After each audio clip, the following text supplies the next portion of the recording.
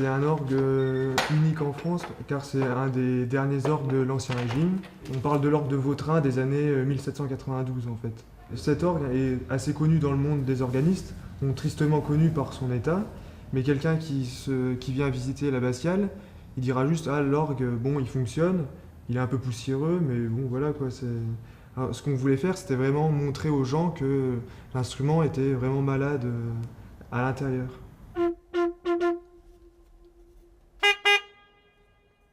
Donc voilà tous les tuyaux qu'on a enlevés un par un avec Vivian. On avait aussi enlevé les faux sommiers qu'on voit ici. C'était gris tellement il y avait de la poussière dessus. Donc chaque tuyau a été enlevé un par un, puis nettoyé dans l'arrière-chapelle, puis reposé un par un et accordé un par un aussi. Donc voilà un peu des dégâts du temps. Un tuyau de clairon. Celui-là aussi, vous voyez. On ne sait même pas s'il joue encore. Encore un tuyau de bombarde là cette fois-ci. Vous voyez que l'air normalement ne doit pas sortir par là et au final... Il y en a pas moins. On avait compté au moins entre 1000. 2000, non, entre Au moins. 2000 et 3000, on avait compté. D'accord. Ouais.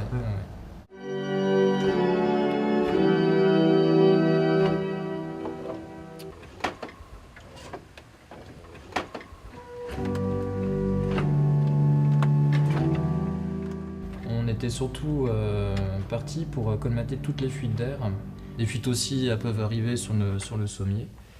Et donc on a colmaté tout ça parce qu'on avait quand même un grand manque de vent, un grand manque de puissance au niveau de l'instrument. Et quand on était en bas dans la nef, on entendait un bruit de vent continuel, comme s'il y avait une cascade au loin.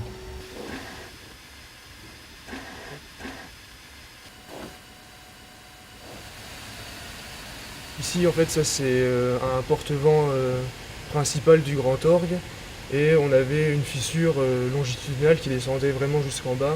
Donc, sur certaines parties de la mécanique, on a des tiges métalliques qui sont complètement oxydées et puis qui cassent comme du verre. Et puis la transmission des touches au tuyau ne se fait plus correctement.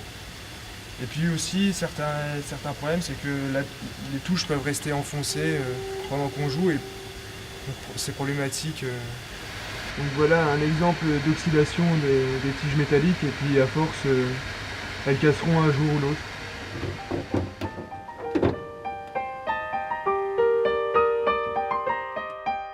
La particularité du buffet, c'est que d'une part, il est très ancien, donc 1680, et il est très sculpté, il est ornementé partout.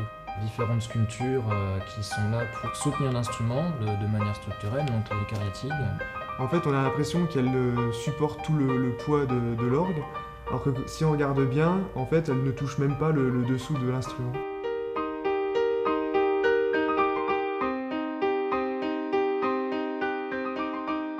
Aujourd'hui, en fait, l'orgue a subi beaucoup de transformations.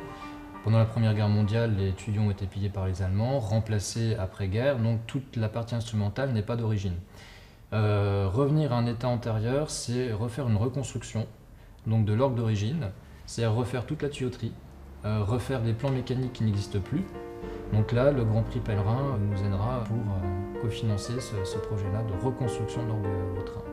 Que tout soit homogène permettra de faire venir sans aucun mal beaucoup d'artistes de par l'Europe grâce au concours Pèlerin.